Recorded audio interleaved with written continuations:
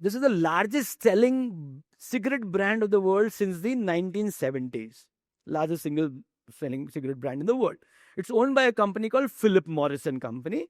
Now, one day when Philip Morris and Company CEO, so Philip Morris was in UK, that's a long story, we'll cut it short. So it's a professionally managed listed company. A CEO was sitting in his office. The secretary buzzes the CEO. There's someone from Texas to see you. Texas is one state where crude was discovered, and therefore people became rich very soon. Okay, like Saudi Arabia. It's a Saudi Arabia of America in a way.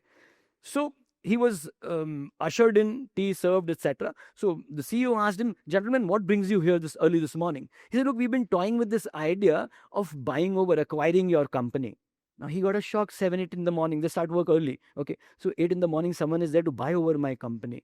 Otherwise, people come to become a vendor or register that, become a distributor somewhere, etc., etc. So he got out of the shock pretty soon. Flipped an envelope, made some back of the envelope calculations, and said $5 million. Back then, $5 million was a big amount. So he says, "Look, let me go back to my financial guys. We'll make our financial calculations and I'll come back to you with a counter offer, which is a done thing, next week." Perfectly all right. So next week, he was back. This time around, the CEO asked him, "So what's your decision?" So he said, "Look," this Texan says, "Look, we've had this internal meetings and we've decided that we don't want to buy over your entire company. What we really want to buy over is the rights to this red and white pap and the name Marlboro there." So this time, the CEO did not even flip a envelope, made no calculations. Pat came the reply, $50 million.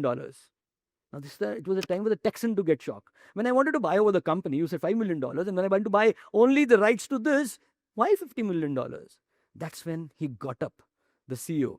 There were curtains behind him. Those were not the days of Venetian blinds. So he removed the curtains. From the glass behind, you could see the factories churning out millions of sticks of cigarettes being made, packed, going out into lorries, etc. Then he picked up a pack of Marlboro, stood near the window where he could see all the factories there. "Look, gentlemen, take away this, and all that you see behind me is ashes. Raak hai sab. Leave this with me. Take all that away. I can create all of that in the next 3 years." So value, gentlemen, doesn't lie there. The value lies here.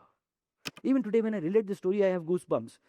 But my question for you is, let me see who's the right, intelligent enough to give me the right answer.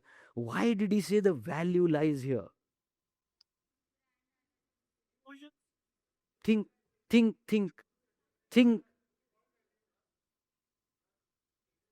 और सोचो time कम है हमारे पास, फिर भी थोड़ा मेरे सामने ना ये टाइमर चल रहा है, मुझे उसका भी कॉन्शियस है. Okay, forget it. आप जाके जो सिगरेट पीते हैं, पान ठेले पे जब जाते हो, आप क्या मांगते हो? सिगरेट दो. क्या मांगते हो आप? जो भी ब्रांड आपका है. तो वैल्यू उसमें है जो कस्टमर मांगता है. वैल्यू उसमें नहीं है जो आप बनाते हो. आप सिगरेट बनाते हो, कस्टमर मार्लबोरो मांगता है. हजारों लोग सिगरेट बनाते हैं. तो वैल्यू वहां होती है जो चीज को कस्टमर मांगता है.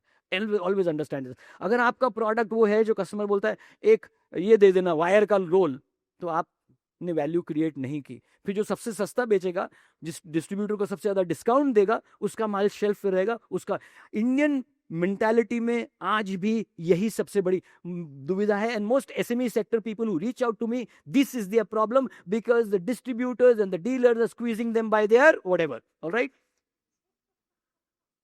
they can't make money.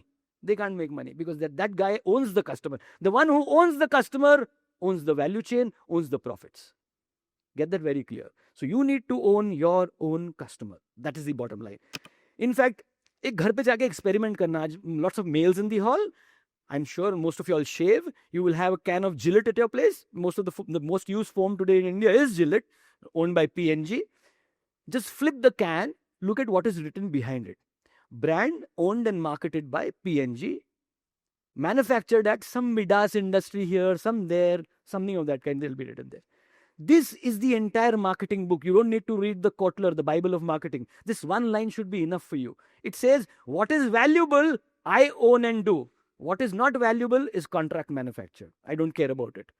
I get it manufactured to my standards. In India, our problem is we want to own the tangible assets because we are coming in from the scarcity era just now to slight affluence. All right. So we still have these jitters and shivers when you say investing in an intangible. When you go to a client has invested 3 crores in a plant and is ready to launch, and we tell him your marketing budget has to be about 1 crore of rupees if you want in the entire country.